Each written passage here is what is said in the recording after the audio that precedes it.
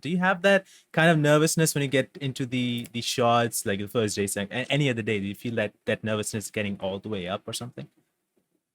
Oh, I thought the first table read I was going to get fired.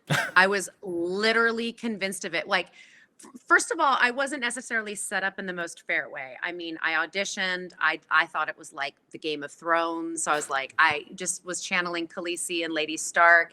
It felt like Shakespeare. It was a soliloquy. And I'm like, oh, I'm a child of the theater. This is no problem.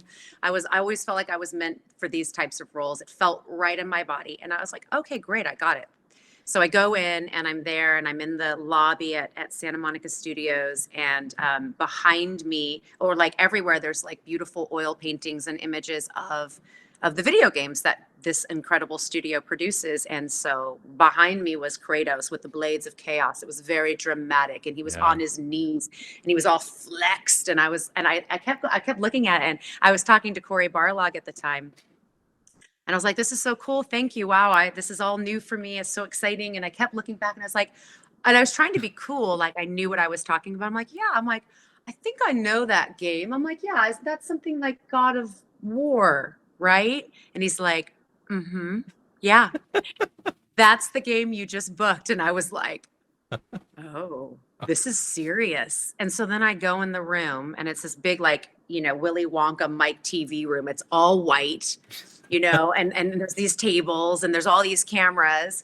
And then I've got like this like Herculean man, like, Chris Judge with this Oh, booming voice. I'm like, and of course I knew him as Teal'c, right? I knew him as Teal'c, but yeah. I was like trying not to fangirl. I'm like, okay, yeah. And then, Alistair's Scottish brogue, which is like amazing for Mimir. And then Yeah. Robert Craighead's amazing voice for Brock. I'm like, and then there's Adam Harrington. It was like, and everybody was so great. And I was like, they are going to fire me. I am in a room with experienced voiceover actors. I have no idea what I'm doing. And that was a real feeling. And then but so they weren't going to fire me. But I will say that it took me a minute to find her Hmm.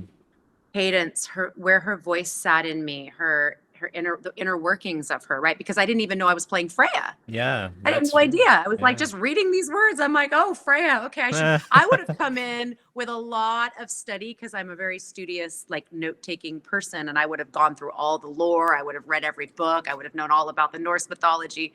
So yeah, I was intimidated and I was scared, and I got through it.